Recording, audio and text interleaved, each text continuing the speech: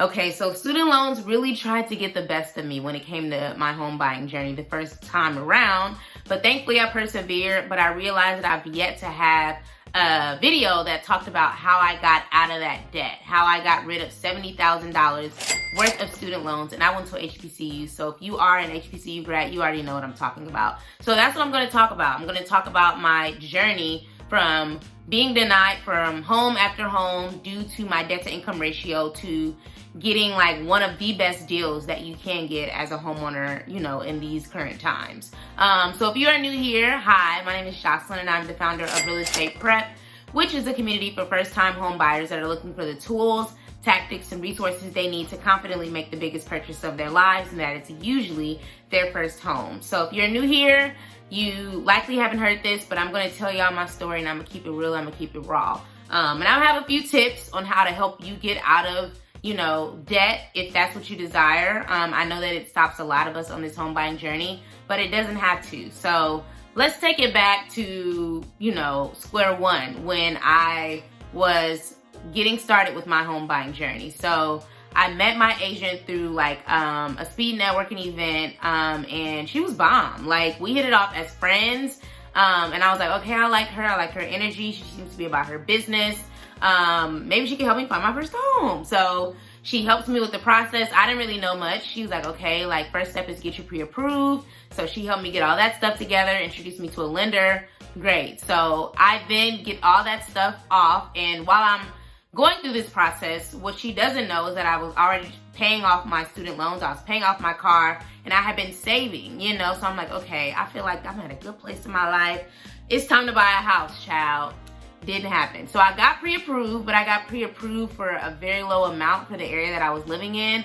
So off rip, she was like, okay, this is kind of gonna limit us because a lot of homes aren't available where you wanna be, because I had gave her a list of neighborhoods that I was interested in for that price. But she was like, okay, let's still go look, you know, like, let's still go look and see what we can find. So we found maybe about 3 houses that I like, you know, over the course of maybe 2 months, like 3 houses in 2 months. That's very depressing. Like, she really held me down because I would have been like, girl, no. But we kept looking. We put in offer after offer, nothing. So eventually it's like, okay, what the heck? What is going on? So eventually she, my agent at the time, and my lender both basically were like, you know, Jocelyn, like, this is gonna continue to be hard. And because you only can afford so much, i.e. the amount on my pre-approval, this is gonna continue to limit you until you do something about your finances, namely your debt. It's not the income, you know, it's not, you know, your savings. You have the savings and things, but you have a lot of debt, and it's impacting what I can pre-approve you for, which is the lender. The lender was telling me this, so I'm like, okay, I get it, because I need to have at least $100,000 more on my pre-approval letter to actually be playing in this field right now in this city that I'm living in currently. So I said, okay, thinking about my lifestyle right now, I have my own place, you know, I mean, I had a roommate, but it was basically mine. She was always with her boyfriend. And I was actively paying off things and trying to get myself together. But if I would have continued on that life of living, you know, on my own, I wouldn't be here right now, you know. And what sucked is that I loved where I was living. Like, I loved my apartment, like I loved the city, I loved my lifestyle, but it wasn't gonna get me to where I wanted to be, which was as a homeowner. Like, I had to adjust my lifestyle. So I made a very tough decision to move back home and move in with my family for 2 years. I said, I'm gonna give myself 2 years to pay off this $70,000 price tag, because I don't want to feel the way that I felt looking for these homes, thinking my offer is attractive, wasting my agent's time, knowing that they're getting more competitive offers on these houses that I'm looking for. So I said, you know what? I have to move. I have to downsize, and I have to find a way to attribute more of my income to these student loans so that I can just get rid of them. And that's what I did. I decided to move back home after lots of prayer, journaling, and crying, because I didn't want to give up my life at that moment. But I did it because I knew it was a short-term loss for a longer-term gain. And I would ultimately plan to move back to that city because I really enjoyed it. So I moved back home. Very hard. Very hard because I had been on my own for so long, like years, you know. I go home, you know, and kicking with my family, but for the most part, my life was somewhere else, you know. So that was a big adjustment for us, meaning my family and I. But thankfully, they were patient with me, and eventually I came around and I was like, you know what? I need to enjoy this time that I'm here and get focused on my goals, which is to use that money that I was paying in rent to apply it to my student loans. So that's, you know, step two. Now, step one was I moved back home. Step two was that I decreased my monthly expenses. So I was paying, you know, a lot of money in rent for where I was living because the city was expensive. So then I want to say about 80% of that money then went to my additional payments. So I made multiple payments a month towards my student loans, and I made sure to call in those additional payments because I wanted them to be applied to my principal. So that's a good tip for you guys. Do not just go log into Navient or whatever it's called these days and make your payments online. You can make one payment there, but just know that they're splitting it between the interest and the principal, and sometimes it's never even touching the principal. And so make that payment because you want your interest to go down, but ultimately you want your principal to go down because that's where you're really going to see the numbers decrease, and that's what's going to keep you excited and encouraged to stay on this journey, okay? Because it gets hard. So I would make my one payment online, you know, but then I would call in all the other payments, which was usually maybe 1 or 2 additional payments a month. And I wanted them to apply it specifically to the principal. And when I tried to log in and do that the first couple of rounds, it didn't work. So I just kept calling every month like clockwork and made sure that it went to the principal, because again, that's how the numbers go down. Do not just rely on the online portal because that's not the move. The number 3 thing that I did was I started investing. So I had a little bit more money to play with. So most of it, of course, was going to my student loan amount, but I would start investing, and I started investing in REITs, which are real estate investment trusts, because I was so serious about this whole real estate journey that I was on. So I had a little, you know, stock account and all that kind of stuff. I had already hired a financial planner because I was serious about getting my money right. But I also feel like, I don't know who told me about Fundrise, but I was so thankful for it because I use that thing. I still use it to this day, and it basically works the same as stocks, but those stocks are actual property. So they do have ETF, like REITs that are ETFs, which is exchange traded funds, which is basically a collection of, you know, maybe properties or companies. But what I liked about Fundrise is that I could actually see these properties. These are located in cities. You know, they gave us the names of the properties. It was a combination of commercial and residential. And it allowed me to become a real estate investor without actually owning something outright. Like, it was, again, very much like stock. So it was a low entry barrier, about like, or low barrier to entry. And I started with like 500. I think that's the minimum you can put in. And then I just let that sit for like a year, for real, like, and then we just put a little $25 here and there until I saw that, okay, wow, like I'm getting these dividend checks every quarter.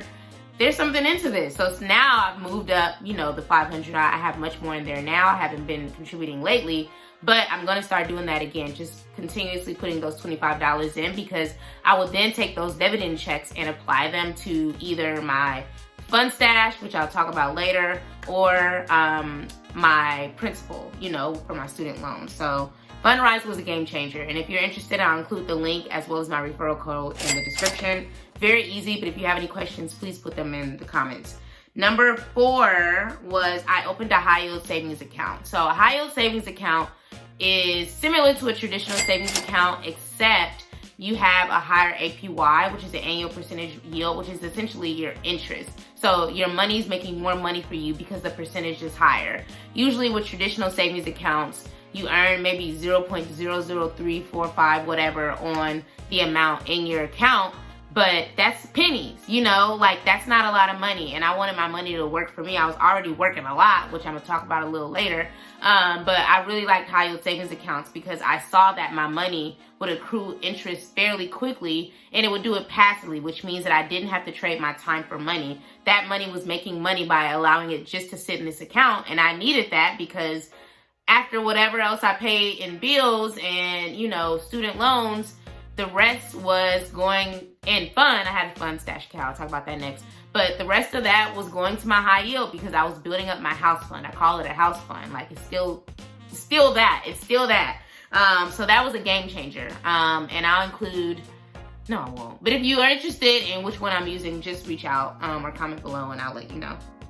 The fifth thing that I did was I got a second job. So by trade, I am a marketing or a marketer, a digital marketer, whatever. And I used to do some consulting on the side, period. And I had some really cool clients. One of them actually took me to Morocco with them. Like, that was wonderful. All expenses paid. I got flued out before flued out was a thing, child.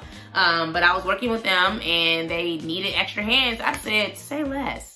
My passport is ready. It's sitting on ready. So I was in Morocco. I had never been to Africa. That was my first time and I enjoyed it. So granted, the work that I was doing was so well that I had a chance to travel as well as get paid, okay? That's the best kind of job to have. But that money that I was making essentially was my fun money. So all my work money went to all these things that I discussed.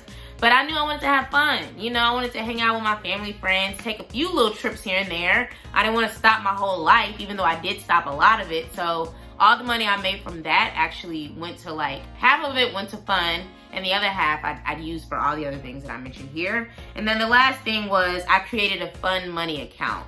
So that is exactly what it sounds like. I felt like as I started to making these positive changes, I would spend a little more than I should on fun with friends and family. That stuff adds up real quick. And I was like, you know what? This is slowing me down. I spent a little too much this last month.